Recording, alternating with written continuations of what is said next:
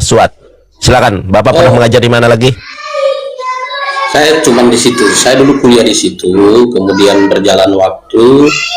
Setelah saya wisuda S1, saya dipercaya mengajar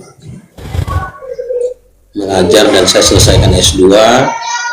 Kemudian saya 5 tahun sesudah itu saya melalang buana di lapangan, pernah di Lampung, pernah di Malang, di Kalimantan. Sama Pak, saya juga melalang buana kemana-mana Pak. Jadi kita sama Pak, perjalanan rohaninya ya sama, kita melanglang ke buana kemana-mana.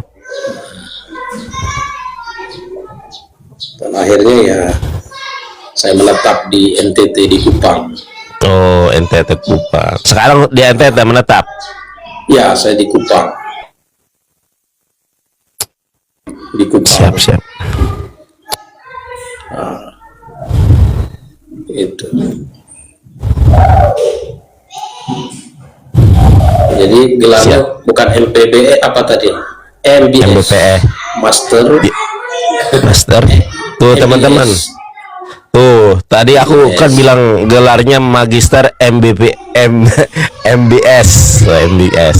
Ya Pak ya, MBS ya. MBS. Ya. Magister Bible coba. Master of Biblical Study. Oh, alah keren nih. MBPS Magister Biblical Study. MBS. Ya, Master of Biblical Study. Oh, ini gurunya si RK nih. Saya senang nih berhadapan langsung dengan gurunya RK. Jadi sebenarnya RK hanya beberapa waktu, lalu kemudian dia banyak belajar juga sih, sampai akhirnya saya bisa ketemu lagi di TikTok. Lama, iya, luar biasa juga di perkembangannya.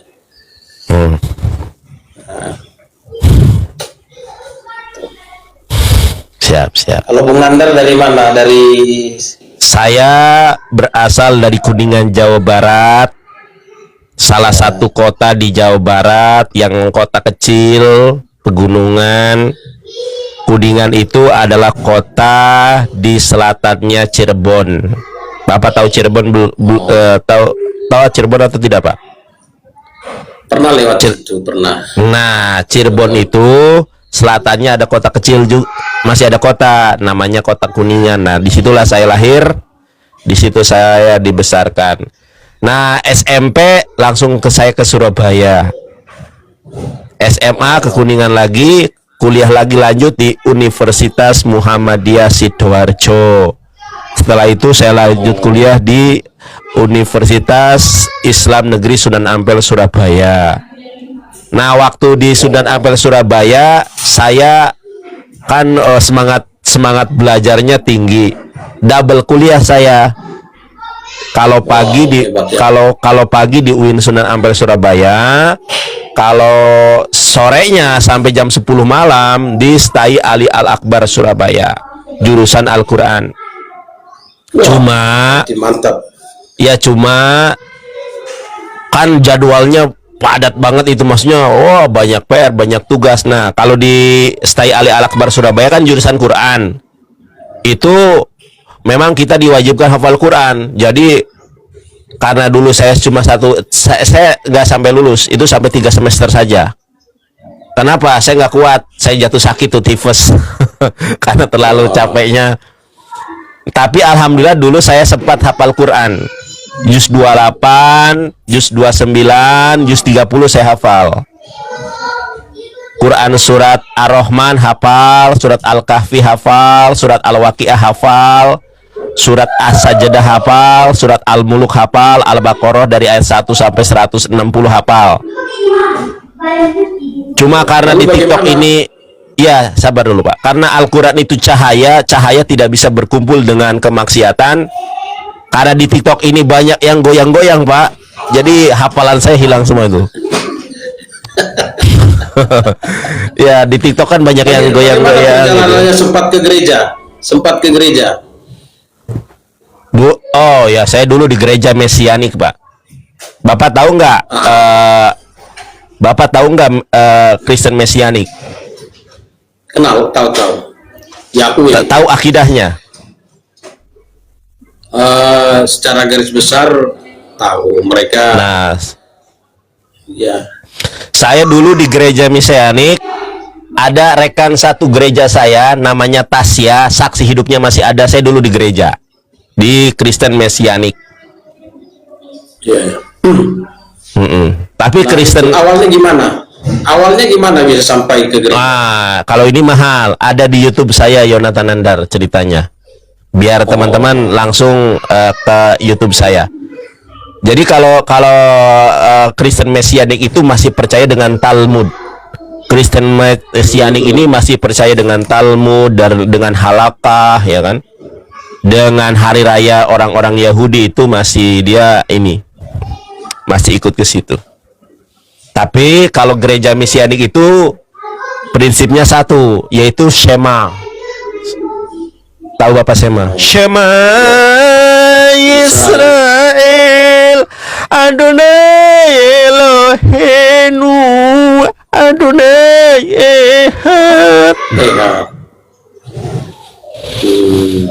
Jadi sempat belajar bahasa Ibrani juga ya?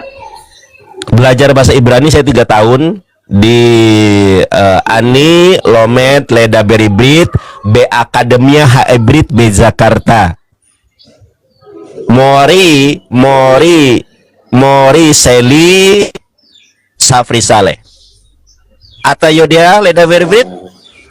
Ata Hol Meda Beribrit. Oh, lancar ya bahasa Ibraninya ya, luar biasa. Ata Yahol Meda Beribrit. Saya tidak pernah. Ata Yahol Meda Beribrit artinya kamu bisa Anda bisa berbahasa Ibrani. Nah, gitu. Ya, saya tidak pernah belajar bahasa Ibrani, maksudnya yang praktis, tapi saya belajar gramatikal. Oh, boleh. Nah, Saya juga sama beratal. Praktisnya, Berarti praktisnya tidak artinya praktis komunikasi itu tidak bisa. kalau grammar belajar juga. Belajar gramatikal. Jadi kalau grammar misalnya nih, saya makan, itu kan kalau bahasa Ibraninya ani ochel, itu saya makan. Kalau saya sudah makan itu apa gramatikalnya? Saya ada bukunya, saya tunjukkan ya. Jadi kan Ibrani itu hanya ada 2, gramatikal, perfect dan imperfect. Wah, Ibrani bukan 2 Pak. Ya. Ibrani itu ada Sheva Benyanim, ada 7 Benyanim, ada 7 gramatikal bahasa Ibrani itu. Ada faal, ada fiel, ada hutfa, ada hitfael, ada nitfael, ada hutfaal. Nah, banyak, ada 7. Ya, maksudnya dia punya tensisnya bagi 2 saja. Tensisnya bagi 2, perfect dan imperfect. Jadi ada kal imperfect, kal perfect. Kalau bahasa Inggris kurang ini Pak. Jadi kalau Bapak menjelaskan bahasa Ibrani ke saya dalam bahasa Inggris, saya I am a little English. I'm sorry brother. Saya tunjukin bukunya supaya maksudnya saya pernah belajar. Saya ada dasar-dasar Ibraninya. Boleh.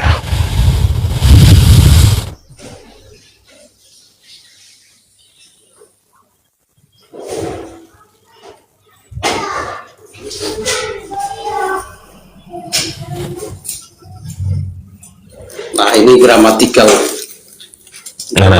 Ibrani. Oh, saya juga punya Pak itu mah Pak. Saya juga punya. Kalau ini itu. Secara tensis dia hanya ada 2. Saya juga punya sih. Sabar, saya punya lagi. Imperfect.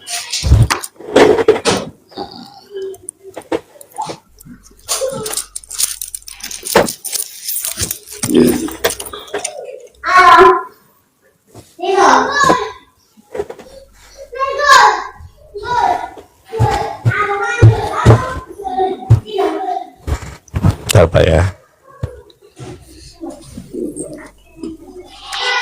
Kalau itu saya juga punya Pak. Nih. Iya. Ini kan dasar buku dasar. Ini. Kan tadi.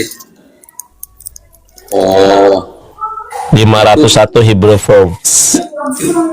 Kata kerja ya 5. Iya. Terus Oh itu kamusnya ya. enggak, kalau kamus beda lagi. Saya punya lagi kalau kamus, ada lagi. Oh. Nah, yang saya pelajari ini, Pak. Jadi saya belajar 3 tahun sama More Sapri. Modern Hebrew. Oh. Nah, ini tulisan Ibrani kursif. Jadi Ibrani kursif dengan Ibrani cetak itu beda.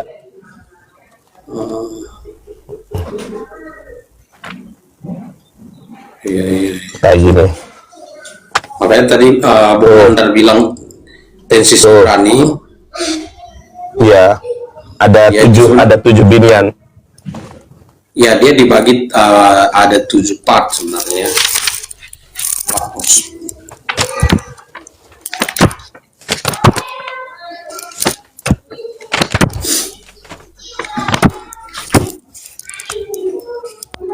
Kata kerja Ibrani, kalau kata kerja Ibrani dia hanya ada 2 tenses, perfect dan imperfect. Aduh, saya nggak ngerti kalau Inggris ini. Jangan pakai perfect, Pak. Saya nggak paham, Pak. Ya bentuk apa ya? Memang begitu sebenarnya dia punya penjelasannya ya. Tapi yang saya pelajari enggak segitu, Pak. Ada 7, Pak. Ya yang 7 itu ini ada di sini juga. Sebentar, itu infinitif sebenarnya.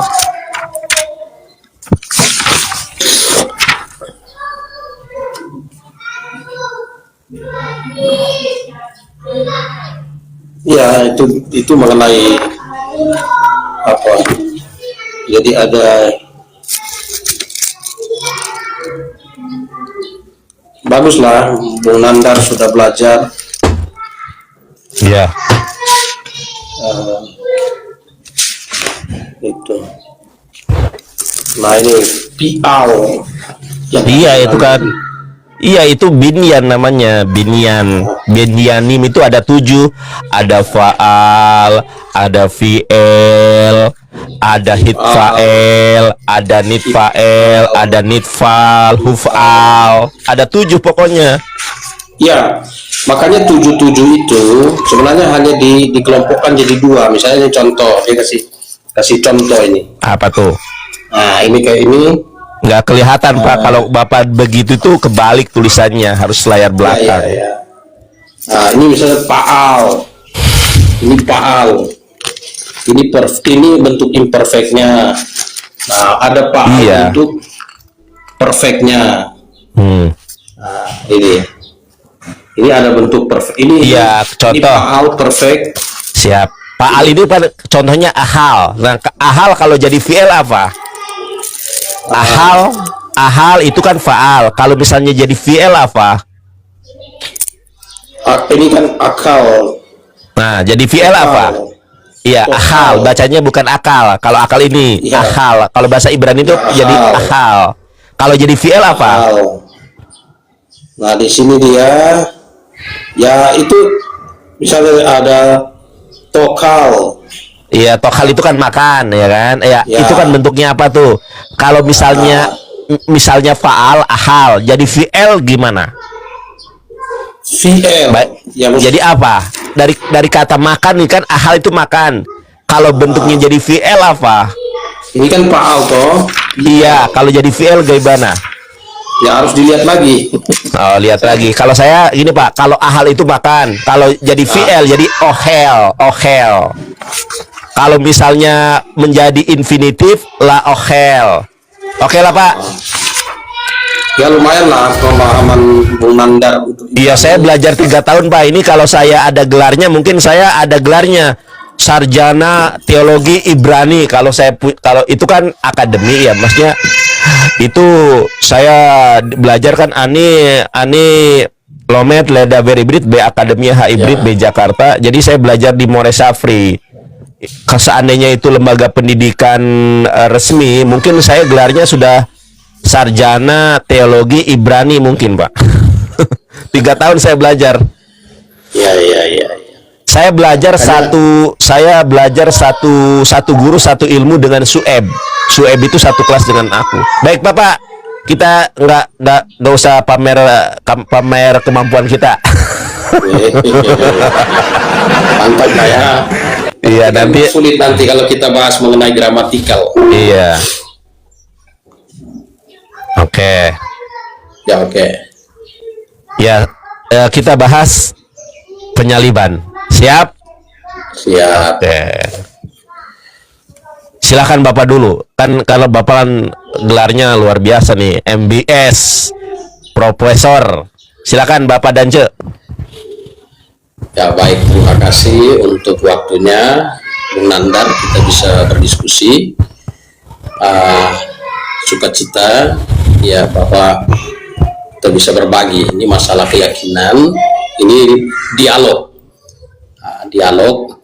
Jadi saya mempertahankan posisi saya dengan keyakinan saya sesuai dengan apa yang tertulis di dalam kitab saya, Alkitab saya, mengenai peristiwa penyaliban.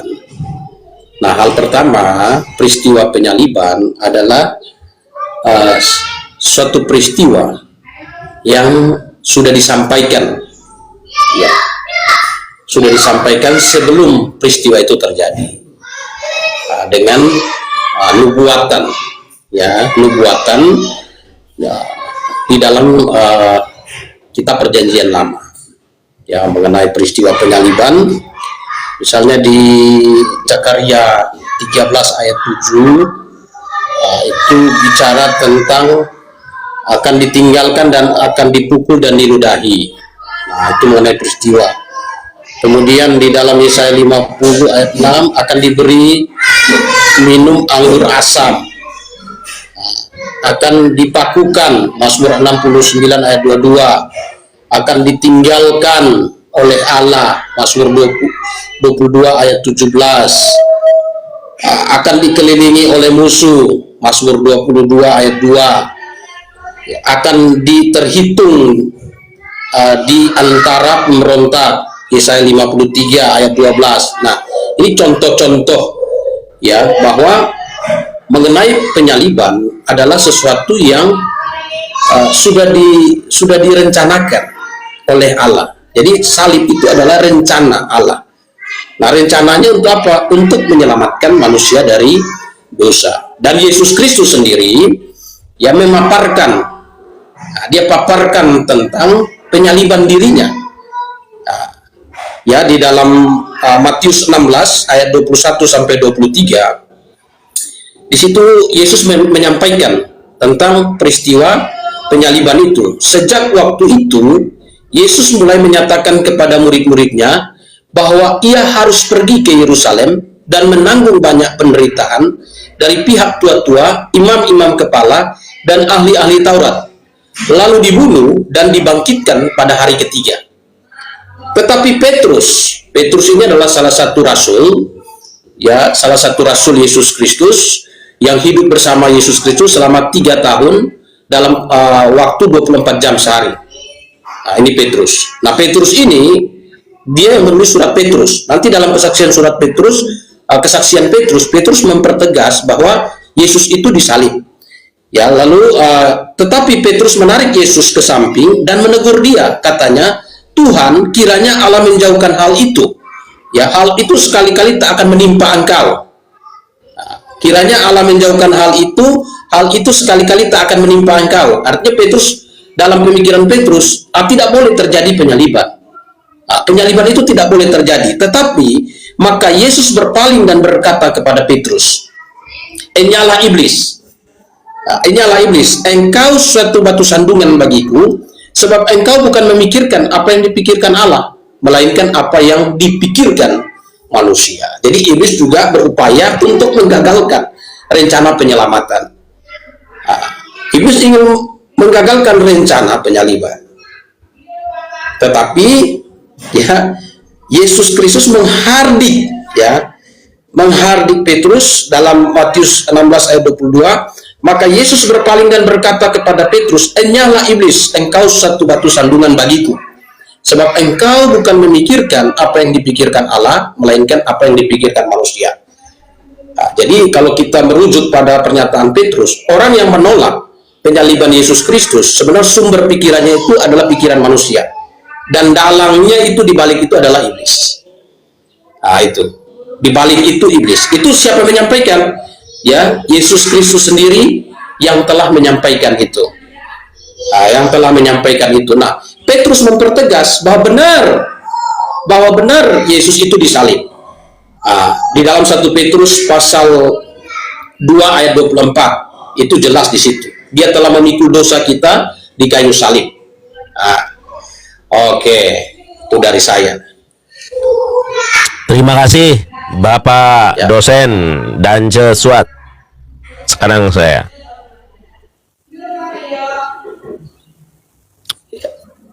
Ya, diterima waktunya Pak Dance. Ketika saya berbicara, Bapak tolong diam ya. Kita gantian.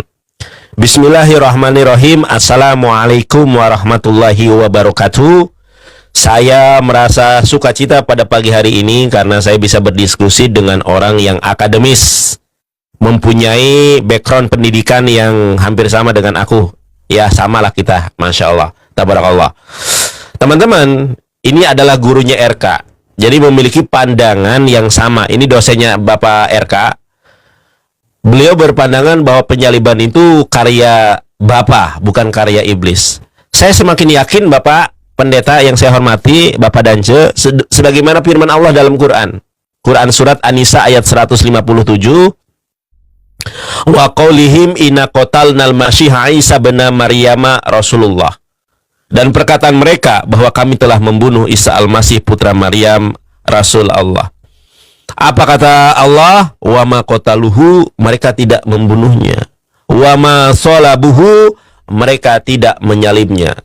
Walakin subbihalahum, yang mereka bunuh, yang mereka salib itu adalah orang yang diserupakan dengan Isa al-Masih. Jadi bukan Isa al-Masih.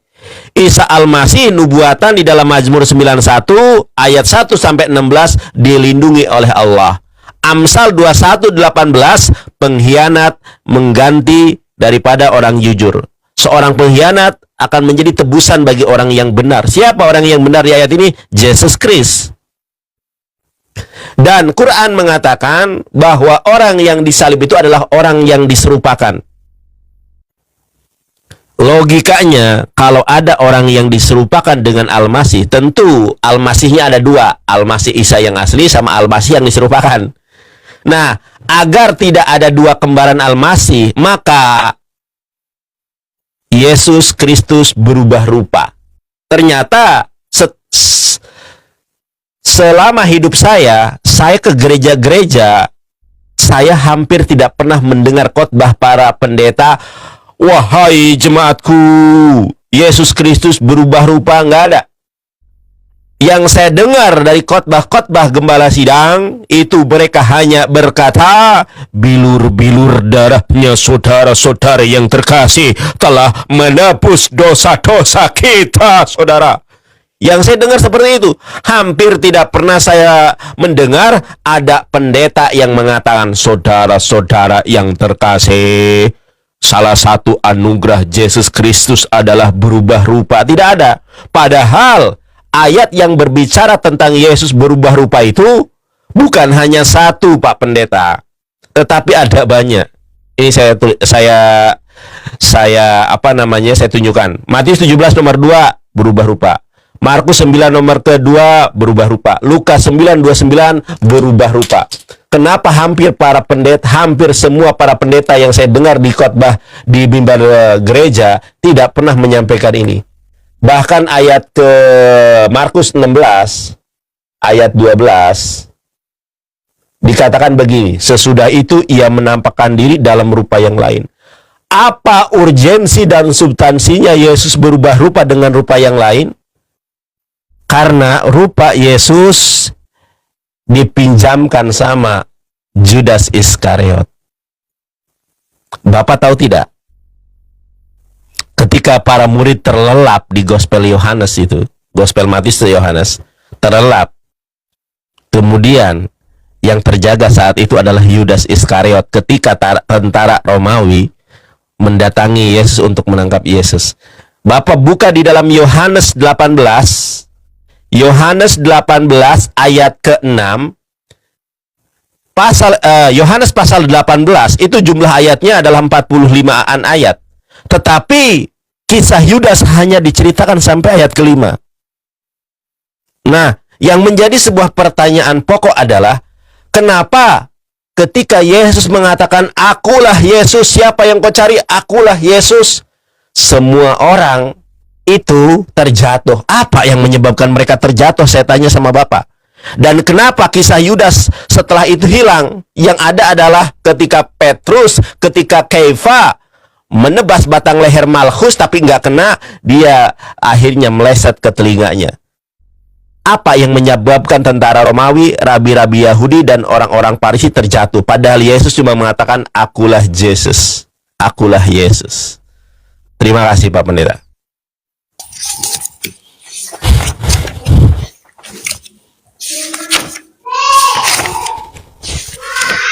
Kalau Bapak butuh buku, butuh apa, bisa ambil dulu. Sudah? Kita mulai waktunya. Silakan Pak Pendeta. Ya, baik, Bung Nandar, terima kasih sudah memaparkan. Jadi latar belakang penolakan bahwa yang disalibkan adalah Yesus oleh Bung Nandar bertumpu pada keyakinan iman Bung Nandar, dan tentu fondasinya itu pada kitab sucinya. Nah, pertama, ini adalah peristiwa, suatu kejadian. Nah, kalau peristiwa atau kejadian itu adalah ketika kita melakukan pembuktian peristiwa, kita lakukan gelar perkara. Nah, gelar perkara itu kita harus memiliki alat bukti, ya, alat bukti. Alat bukti yang pertama itu adalah para saksi, ya, para saksi. Nah, para saksi, ya, Matius sendiri adalah rasul, salah satu rasul Yesus Kristus, ya, mencatat bahwa yang disalib itu adalah Yesus Kristus. Itu Matius. Nah, kemudian kesaksian Petrus di tengah-tengah rasul-rasul yang lain bahwa Yudas itu bunuh diri, bukan disalib. Ya, di dalam Kisah Para Rasul pasal 1 ayat 18 dan 19, Yudas telah membeli sebidang tanah dengan upah kejahatannya, lalu ia jatuh tertelungkup dengan perutnya terbelah sehingga semua isi perutnya tertumpah keluar. Hal itu diketahui semua penduduk Yerusalem. Ya, sehingga tanah itu mereka sebut dengan bahasa mereka sendiri Akeldama, artinya tanah darah. Jadi ini kesaksian, saksi mata. Saksi mata memberikan kesaksian bahwa Yudas itu tidak disalib, tapi Yudas itu bunuh diri, membeli sebuah tanah yang disebut dengan Akeldama, tanah darah. Nah, sedangkan peristiwa penyaliban itu terjadi di Golgota, ya, terjadi di Golgota. Dan Petrus mempertegas bahwa hal itu diketahui oleh seluruh Yerusalem. Nah, jadi ini saksi. Nah, kalau Bung Nandar berkata bahwa yang disalibkan adalah Yudas, itu peristiwa. Jadi Bung Nandar harus menampilkan siapa yang menyaksikan bahwa yang disalibkan itu adalah Yudas, saksi mata, saksi peristiwa. Ya, tapi kalau saksi yang Bung Nandar bawa itu adalah saksi yang hidup 500 tahun sesudah peristiwa itu, nah itu kemungkinan besar itu diragukan kesaksiannya. Ya, nah ini mengenai peristiwa. Jadi hal pertama harus mampu membuktikan, ya, mampu membuktikan bahwa ada saksi mata. Nah, kalau kami yakin ini saksi mata itu lebih dari satu. Nah, di Alkitab kami sendiri menjelaskan bahwa berdasarkan keterangan 2-3 orang saksi, maka perkara itu dianggap sah. Jadi selain itu ada Matius yang mencatat, juga ada Petrus yang memberi kesaksian. Ya, bahwa yang disalib itu adalah Yesus Kristus. Yang disalib itu adalah Yesus Kristus. Ah, ya, dan ya di dalam surat 1 Petrus, ya, 1 Petrus pasal 2, ya, 1 Petrus pasal 2 ayat 24. Ia sendiri telah memikul dosa kita di dalam tubuhnya di kayu salib. Nah, jadi Petrus mengakui itu. Ia sendiri telah memikul dosa kita dalam tubuhnya di kayu salib. Nah, kemudian 1 Petrus 3 ayat 18. Sebab juga Kristus telah mati sekali untuk segala dosa kita. Mati. Ya, matinya di mana? Kayu salib. Nah, dan Petrus, ya, dia mengakui kesaksian Rasul Paulus sebagai rasul dalam 1 Petrus pasal 3 ayat 15-16. Anggaplah kesabaran Tuhan kita sebagai kesempatan bagimu untuk beroleh selamat, seperti juga Paulus saudara-saudara kita yang seperti juga Paulus saudara kita yang kekasih telah menulis kepadamu menurut hikmat yang dikaruniakan kepadanya. Jadi surat Petrus ini benar-benar ditulis oleh Petrus. Jadi kalau ada yang bilang, oh ini tidak, surat Petrus ini datang belakangan segala macam, datanya apa? Karena Petrus sendiri bersaksi di dalam suratnya, menyebutkan nama-nama tokoh-tokoh seperti Paulus yang hidup sejaman dengan dia. Dan hidup sebenarnya. Waktu habis Pak Pendeta. Oh ya, oke. Silakan.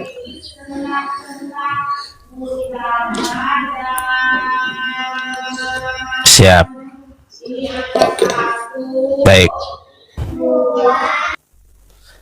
Yang menjadi saksi bahwa Yudas itu disalib, Tacitus mengatakan bahwa memang benar ada yang disalib. Josephus Flavius mengatakan benar kalau ada yang disalib. Sejarawan Yunani Tacitus itu mengatakan ada yang disalib. Cuma prasangka mereka yang disalib itu adalah Yesus. Peristiwa penyaliban itu ada, Pak. Umat Islam, umat Kristen percaya peristiwa penyaliban itu ada. Tetapi orang yang disalib, apakah ada orang yang mampu memastikan kalau yang disalib adalah Yesus? Itu yang kita bahas. Kalau peristiwa penyaliban memang benar ada. Josephus Flavius mengatakan ada. Tacitus mengatakan ada. Cuma yang kita bahas ini siapa sosok yang disalib itu? Makanya saya mempertanyakan Yohanes 18, ketika semua para murid terlelap, Petrus, Yakobus terlelap dalam tidurnya di Bukit Getsemani, ketika ditangkap oleh tentara Romawi, datanglah Yudas. Yang terjaga pada saat itu hanyalah Yudas, yang lain baru setelah ada keramaian, baru dia, ada apa ini? Ada apa? Kan baru bangun mereka itu, kalau kita lihat historisnya. Nah, ketika di ayat kelima Gospel Yohanes 18, ayat kelima, Yudas ini terakhir diceritakan sampai ayat kelima. Di ayat keenam, ketika tentara Romawi, ketika Yesus bertanya kepada mereka, siapa yang kau cari? Yesus dari Nazaret. Kata Yesus, ego emi, akulah ini Yesus. Tiba-tiba tentara Romawi, rabi-rabi orang Farisi terjatuh semua. Di momen itulah Yudas berubah rupa dengan Yesus, Yesus berubah rupa dengan rupa yang lain.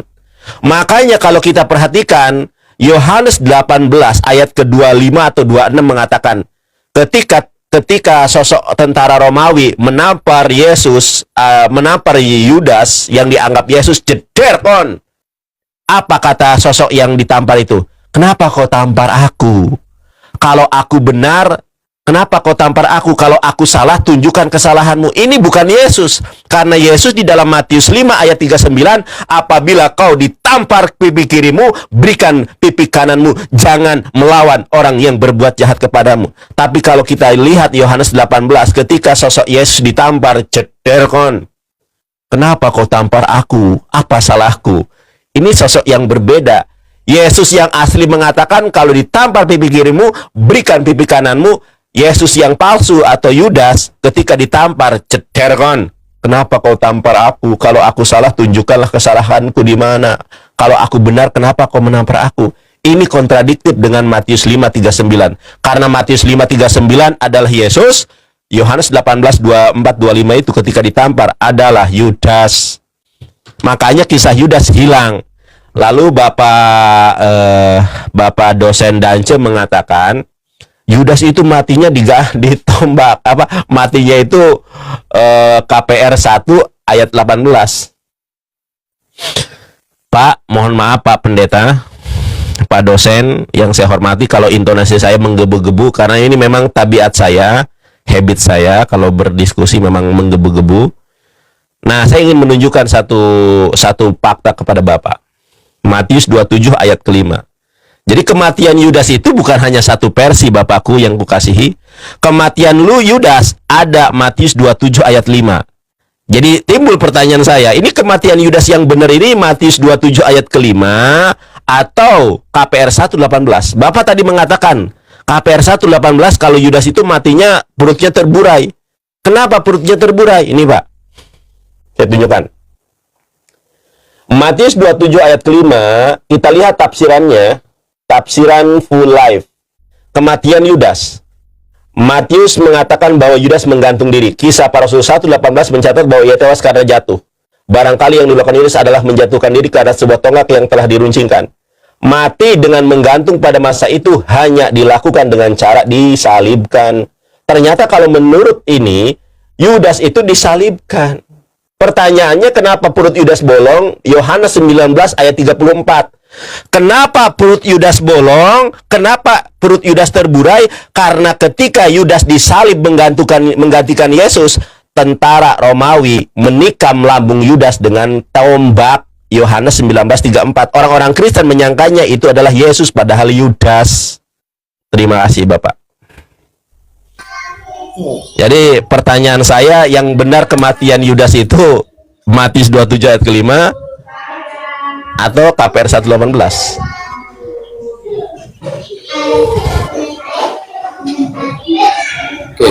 Oke. Silakan. Ya, jadi baik, Bung Nandar. Sebenarnya dengan Bung Nandar membawa data Matius 27 dan Bung Nandar menerima bahwa Yudas itu mati, ya, Yudas itu mati, membuktikan bahwa sebenarnya Bung Nandar menerima bahwa yang disalibkan itu bukan Yudas. Nah, itu satu. Karena Yudas mati, ya. Nah, pertama saya akan jawab gini. Penyaliban, hukum salib itu melalui proses peradilan. Ya, proses peradilan. Jadi bukan tiba-tiba dia salibkan dirinya sendiri, tidak. Itu melalui proses peradilan. Nah, justru itu sebuah asumsi kalau tiba-tiba Yudas itu menyalibkan diri sendiri. Bagaimana caranya dia salibkan diri sendiri? Nah, kalau di dalam Matius ini jelas, ya. Matius dikatakan dari ayat 3, Matius 27 ayat 3. Pada waktu Yudas yang menyerahkan dia melihat bahwa Yesus telah dijatuhi hukuman mati. Bukan Yudas yang dijatuhi hukuman mati, tapi ini Yudas. Yudas melihat bahwa Yesus dijatuhi hukuman mati, menyesallah ia. Nah, jadi proses peradilan Yesus terus dilangsungkan bersamaan dengan waktu penyesalan Yudas. Jadi kalau bilang Yesus diserupai dengan Yudas, ini menjadi pertanyaan besar, ya. Ini menjadi pertanyaan besar dan kontradiksi dengan kesaksian Matius. Nah, ya, Matius memberi kesaksian bahwa sesudah Yudas mengetahui bahwa Yesus dijatuhi hukuman mati, Yudas menyesal, bukan berubah jadi Yesus. Dia menyesal, lalu ia mengembalikan uang yang 30 perak itu. Kembalikan uang. Bagaimana dia, kalau pada waktu itu dia diserupai dengan Yesus, ya, bagaimana dia bisa mengembalikan uang dengan bebas? Padahal pada peristiwa yang sama, waktu yang sama, Yesus sedang diadili. Ya, jadi kontradiksi kesaksian Bung Nandar. Ya, lalu dan berkata, aku telah berdosa karena menyerahkan darah orang yang tak bersalah. Tetapi jawab mereka, apa urusan kami dengan itu? Itu urusanmu sendiri. Maka ia pun melemparkan uang perak itu ke dalam bait suci, lalu pergi dari situ dan menggantung dirinya. Menggantung dirinya, gantung diri sendiri, bunuh diri ini. Nah, kalau hukum salib itu tidak seperti itu. Hukum salib itu melalui proses peradilan, dan yang menjatuhi hukuman salib itu adalah pemerintahan Romawi. Ya, itu aturan yang berlaku di dalam kekaisaran Romawi pada waktu itu. Ya, penetapan hukum bagi penjahat dengan cara disalibkan. Jadi kontradiksi kalau misal katakan Yudas itu disalibkan. Nah, siapa yang menyalibkan dia? Ini gantung diri. Maka pada waktu dia gantung diri, di Kisah Para Rasul menjelaskan, ya, perutnya terburai karena dia jatuh gantung diri. Yudas itu telah membeli sebidang tanah dengan upah kejahatannya, lalu ia jatuh tertelungkup. Ya, jatuh tertelungkup. Ya, dan perutnya terbelah sehingga isi perutnya tertumpah keluar. Jatuh. Bagaimana? Ini kontradiksi sekali kesaksian Bung Nandar dengan kesaksian para saksi mata. Ya, kita bikin rekonstruksi yang jelas, maksudnya rekonstruksi peristiwa yang jelas. Kalau Bung Nandar menganggap bahwa Yudas itu diserupai dengan Yesus, titik awal penyerupaan kalau di Getsemani gugur.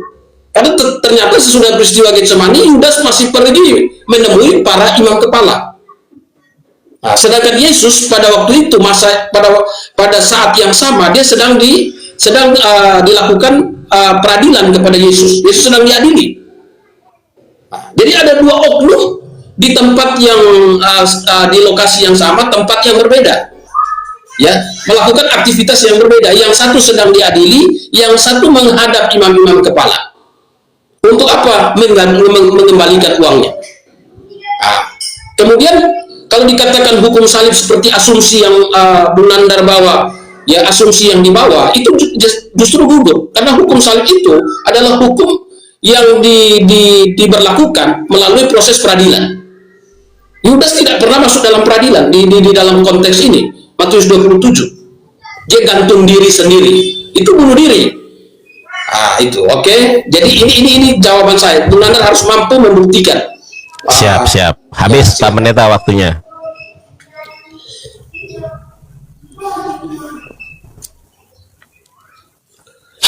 Jadi ada kesalahpahaman dari Pak Pendeta ini yang Bapak asumsikan atau Bapak interpretasikan yang disalib itu adalah Yudas. Langsung muka Yudas, bukan Pak, tapi Yudas berubah rupa dengan Yesus, Yesus berubah rupa dengan orang lain. Yang memang Bible itu kontradiksi, Pak. Bible itu kontradiksi, makanya saya tanya, itu kematian Yudas yang benar Matius 27 ayat kelima. Kalau patokan kita adalah secara sistematis, historis, itu nggak bisa. Bible dicatat bukan secara historis. Lukas 1 nomor 3, Bible itu ditulis, dicatat, mencari kesaksian-kesaksian orang yang nggak tahu orangnya apakah pernah melihat langsung atau tidak, dikumpulkan catatan-catatannya. Bukan orang melihat langsung lalu ditulis, bukan. Makanya kematian Yudas yang benar ini yang mana, Pak? Justru memang ayat itu kontradiksi. Matius 27 menggantakan Yudas digantung.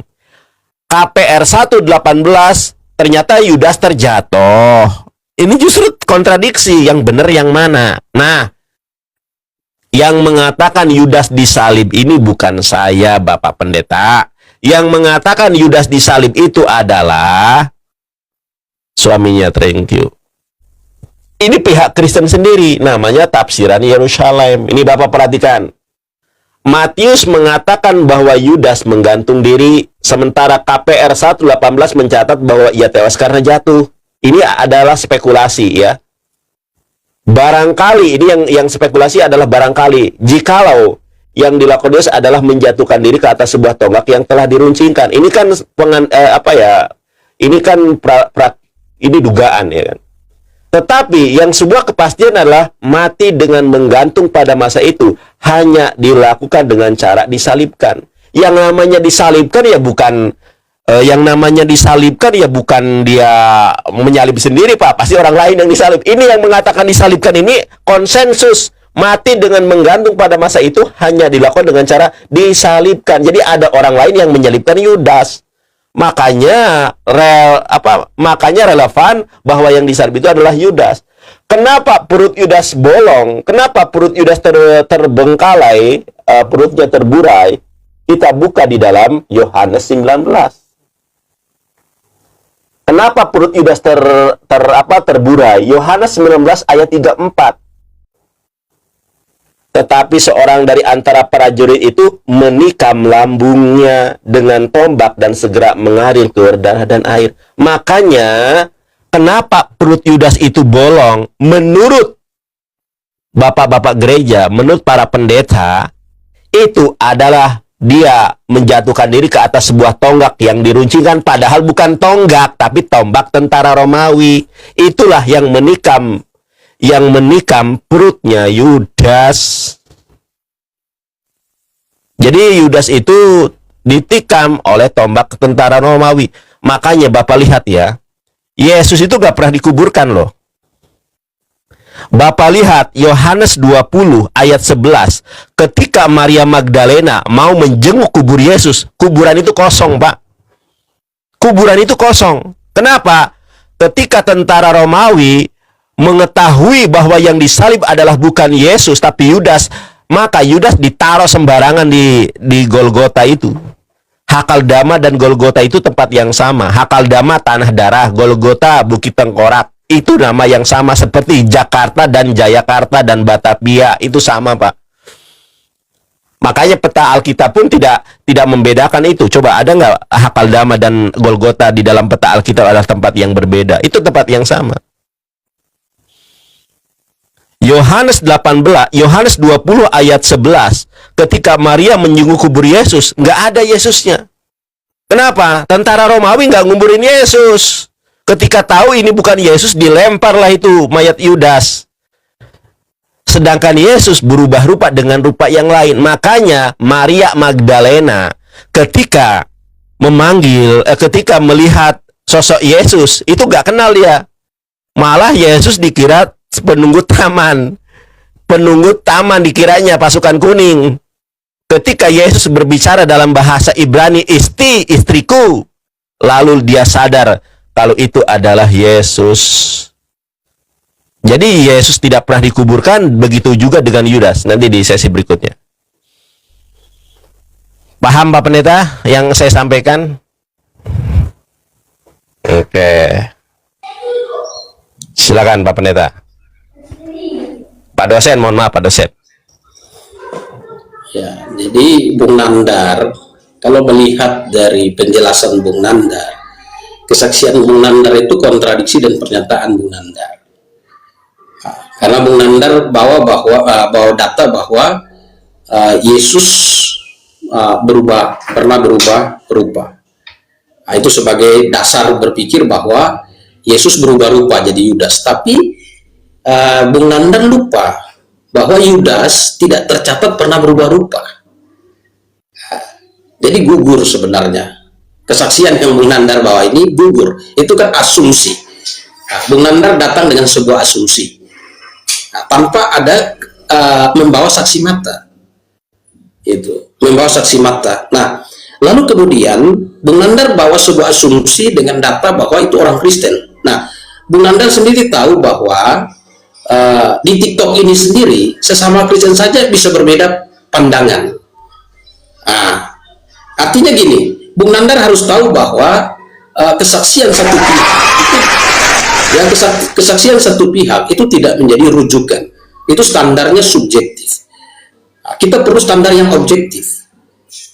Itu kita perlu standar yang objektif. Nah, artinya gini, kalau bilang pada masa itu hukuman digantung itu hanya disalib, itu mengabsolutkan sesuatu yang tidak absolut. Ya, mengapa? Karena bunuh diri, orang bunuh diri itu tidak pakai aturan. Ada yang lompat dari jembatan, bunuh diri itu macam-macam variasi. Jadi Bung Nandar ini mau mengabsolutkan bahwa orang bunuh diri itu harus disalib. Ini sebenarnya cara berpikir yang keliru. Ya, bunuh diri itu orang pakai berbagai macam cara, itu urusan dia. Ya, karena tidak melalui konstitusi. Sedangkan salib itu melalui konstitusi. Ya, saya kira mungkin Bung Nandar salah membaca narasi yang disampaikan, bahwa satu-satunya hukuman yang dipakai untuk menghukum penjahat pada masa pemerintahan Romawi adalah hukuman salib. Nah, itu. Jadi ini hati-hati, jangan mengabsolutkan sesuatu yang tidak absolut. Ya, ini justru gugur data Bung Nandar. Kemudian yang berikut mengenai Yudas, ya, Yudas gantung diri. Ya, kalau kita bikin rekonstruksinya dengan baik, orang gantung diri bisa tidak gantung diri itu jatuh? Pasti bisa. Dia menggantung diri jatuh. Makanya kesaksian di dalam Matius 27 dilengkapi oleh Kisah Para Rasul pasal 1 ayat 18. Bahwa dia gantung diri, dia jatuh. Jadi kalau Yudas telah membeli sebidang tanah dengan upah kejahatannya, lalu ia jatuh tertelungkup dan perutnya terbelah sehingga semua isi perut tertumpah keluar. Nah, Matius menjelaskan, melengkapi peristiwa. Dia jatuh. Cara jatuhnya bagaimana? Bagaimana dia bisa jatuh? Matius memberitahu bahwa sebelum jatuh dia gantung diri. Dia gantung diri dan dia jatuh. Dia jatuh dan perutnya terbelah. Sedangkan Yesus itu perutnya tidak terbelah di salib. Jadi kalau Bung Nandar membawa kesaksian yang fondasinya dari Alkitab, semua kesaksian Bung Nandar yang berupaya untuk mengkontradiksikan, ya ternyata tidak kontradiksi, tapi itu kesaksian yang melengkapi. Makanya coba Bung Nandar melakukan rekonstruksi peristiwa, ya, rekonstruksi peristiwa. Ini di dalam Kisah Rasul 1 ayat 18, Yudas telah membeli sebidang tanah dengan upah kejahatan, lalu ia jatuh tertelungkup. Berarti ada proses jatuh tertelungkup, sedangkan Yesus itu disalib, bukan jatuh tertelungkup. Dan perutnya terbelah. Yesus perutnya tidak terbelah, lambungnya yang ditikam, sehingga semua isi perutnya tertumpah keluar. Yesus perutnya tidak tertumpah keluar, darahnya yang dicurahkan. Itu satu. Yang kedua mengenai saksi bahwa Yesus tidak dikuburkan. Nah, Matius bersaksi bahwa Yesus dikuburkan. Ya, dikuburkan. Nanti di poin waktu berikut saya akan jelaskan lagi. Saya akan jawab Bung Nandar mengenai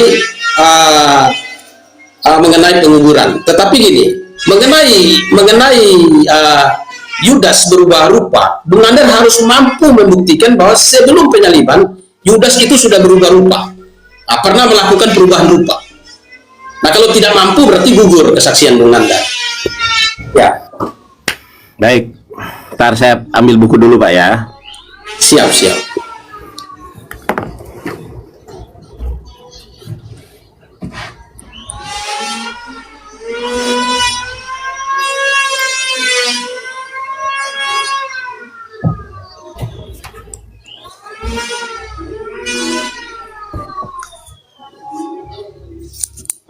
Oke, terima Pak. Terima kasih Pak Pendeta, Anda dengan jujur mengatakan di dalam kekristenan ini masalah penyaliban aja satu sama lain baku hantam, betul Pak. Makanya Al-Quran mengatakan innalladzina ikhtalafu fihi lafi syakkim minhu. Mereka berselisih pendapat tentang penyaliban itu, tapi yang saya sampaikan ini bukan pendapat saya. Yang saya sampaikan ini adalah pendapat dari orang-orang Kristen itu sendiri. Yang pendapat ini rujukannya kuat. Kalau Bapak mohon maaf ya, saya tidak meragukan kalau Bapak ini seorang magister, tetapi Bapak yang Bapak sampaikan ini adalah asumsi pribadi dari Bapak itu sendiri. Kalau saya nih Pak ya, menurut Basilides, Yesus menyerahkan salibnya kepada Simon. Jadi bukan Yudas yang berubah rupa Pak, tetapi Yesuslah yang menjadikan Yudas seperti dirinya. Karena di dalam data yang saya punya ini ya, data abad pertama, menurut Basilides, Yesus menyerahkan salibnya kepada Simon dari Kirene, dan dengan suatu cara Yesus berhasil mengelabui mata semua orang ketika Yesus meminjamkan bentuk raganya kepada Simon. Nah, di sini Simon, makanya Al-Quran mengatakan innalladzina ikhtalafu fihi lafi syakkim minhu. mereka berselisih pendapat tentang penyaliban itu. Ada yang mengatakan Simon, ada yang mengatakan Barabas, ada yang mengatakan Yudas. Tetapi setelah saya explore Bible, yang diserupakan itu Yudas dengan fakta-fakta yang akurat. Nandar, saya nggak pakai asumsi pribadi ya Pak. Sekarang saya tanya, buktikan secara akurat kalau pada masa Yesus kalau digantung itu matinya gantung di misalnya di tiang pohon, digantung di atas pohon mangga, pohon kurma. Di mana datanya? Secara arkeologi, secara sejarah, ada nggak mati di zamannya Yesus mati digantung dengan tali, seutas tali? Kalau mati menggantung dengan di tiang salib, itu sebuah konsensus, bukan katanya. Saya tunjukkan datanya. Ini data bukan dari orang Islam, ini data dari ahli Kristen sendiri ya. Nih Bapak ya, ini studi Bible Pak, sesuai dengan jurusan Bapak, Bible Study. Ini dari LAI, saya tunjukkan ya, ini dari LAI. Jadi bukan pendapat saya, ini dari Lembaga Alkitab Indonesia. Kita buka, bener enggak? Kalau tadi di HP mungkin kurang puas. Nih, saya bacakan, ini halaman ke 1566. Nih Pak, lihat ini. Kematian Yudas. Matius mengatakan bahwa Yudas menggantung diri, sementara KPR 118 mencatat bahwa ia tewas karena jatuh. Barangkali yang dilakukan Yudas adalah menjatuhkan diri ke atas sebuah tonggak yang telah diruncikan. Mati dengan menggantung pada masa itu hanya dilakukan dengan cara disalibkan. Ini yang mengatakan ini adalah para sarjana Kristen, mungkin profesor Kristen, karena ini tertuang bukan di dalam tafsir Quran, ini tertuang di dalam study Bible study dari Bible Society, United Bible Society. Ini loh Pak. Jadi Yudas itu memang menggantung di tiang salib. Nih, dari Lembaga Alkitab Indonesia. Rujukan saya jelas, kitabnya jelas, dan ini data yang objektif dari Kristen, bukan dari tafsir Quran. Nah, kalau kita baca dalam bahasa Ibrani, ternyata memang benar, bukan menggantung diri. Ini terjemahan Pak. Di dalam bahasa Ibraninya, ya saya baca dari sini. Halek misam petalah et asmo. Tuh, ada yang menyalib dirinya, ada yang membunuh dirinya, ada yang menggantungkan dirinya. Jadi yang menggantungkan Yudas itu bukan dirinya sendiri. Fetalah et asmo. Coba, kan Bapak tadi sudah mengatakan kalau Bapak belajar tentang gramatikal Ibrani. Bapak adalah seorang Magister of Study Bible. Tentu Bapak bisa menjelaskan kepada saya gramatikalnya itu. Ternyata di dalam bahasa Ibraninya bukan menggantung diri, tapi ada sosok orang lain yang menggantungkan Yudas. Makanya apa yang saya sampaikan seirama, senada, relevan dengan apa yang disampaikan di dalam ini. Tunjukkan kepada saya kalau menggantung pada masa itu dilakukan dengan tali digantung di leher, di atas pohon kurma. Coba tunjukkan datanya. Terima kasih Pak Pendeta.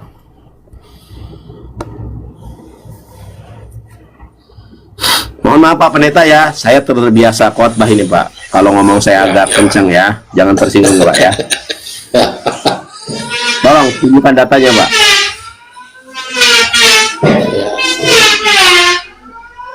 Itu berisik banget Pak, ada tukang ya. Aduh, ya, lagi asik. Jadi pertama Bung Nandar harus bisa membedakan. Saya melihat bahwa ada terjadi falasi ya, atau sesat pikir Bung Nandar mengenai Yudas. Ya, mengenai Yudas. Gini, sesat pikirnya gini.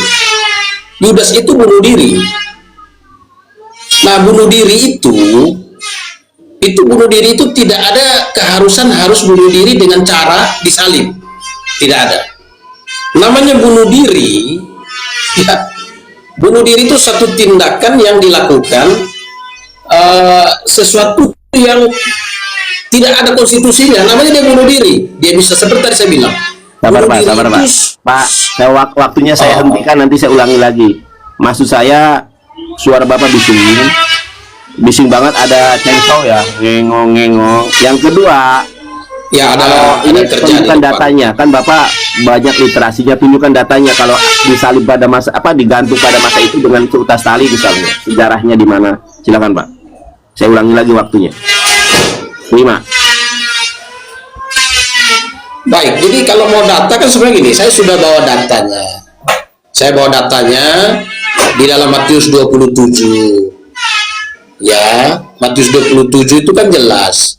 Maka ia pun melemparkan uang perak itu ke dalam bait suci, lalu pergi dari situ dan menggantung diri.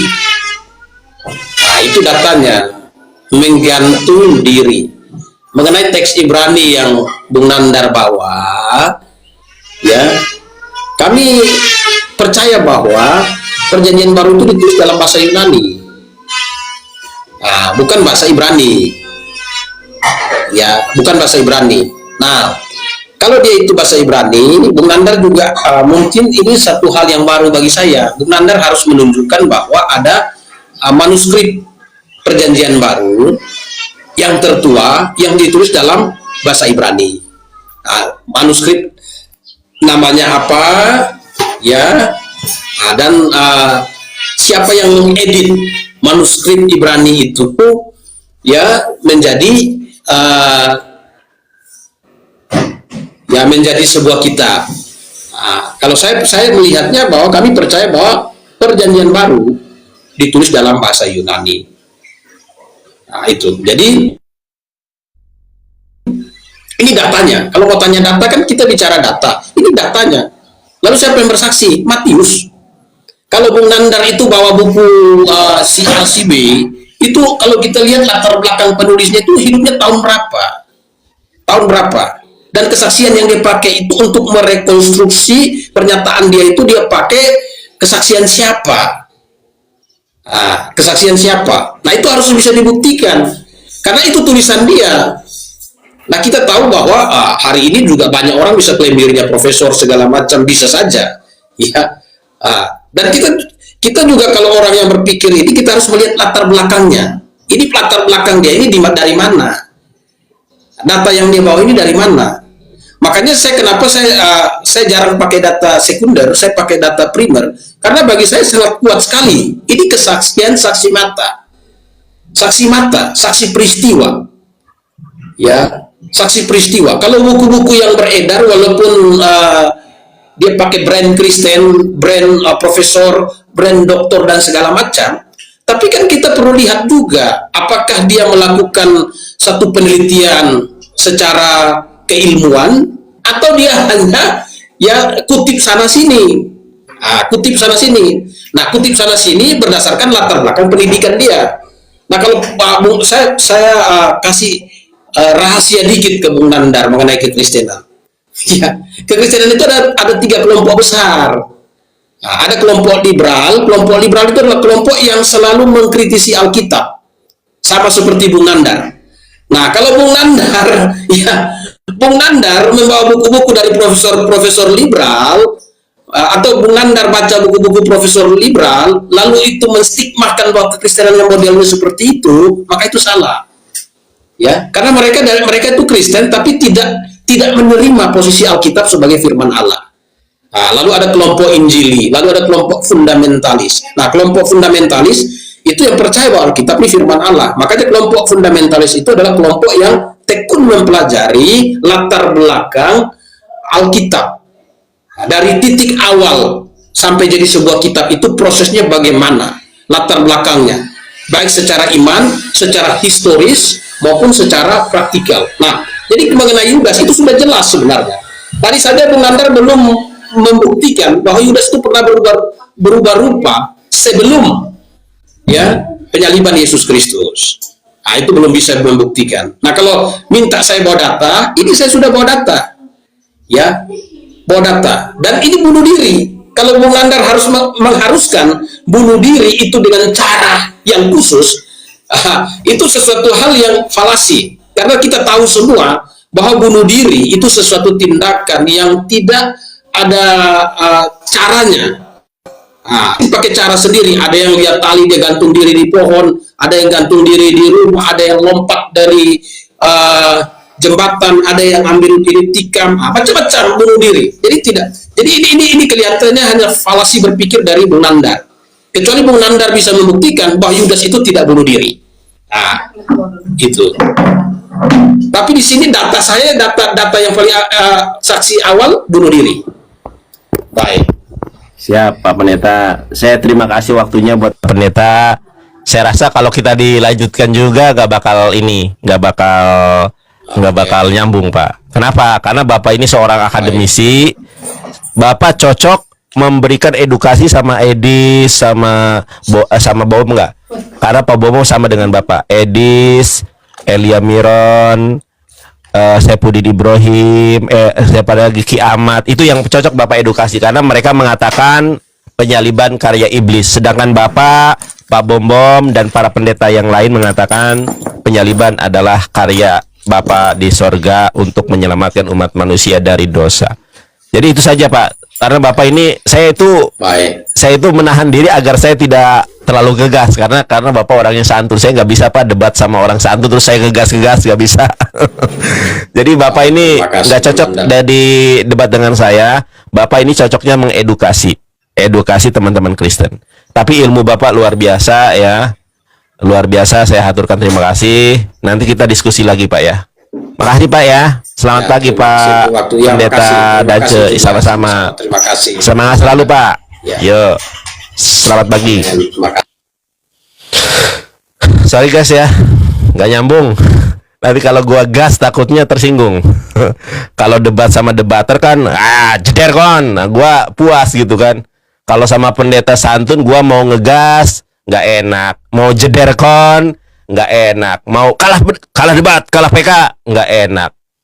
Jadi gua seneng kalau debat tuh sama orang Kristen yang agak-agak ini ya, agak-agak keras gitu ya.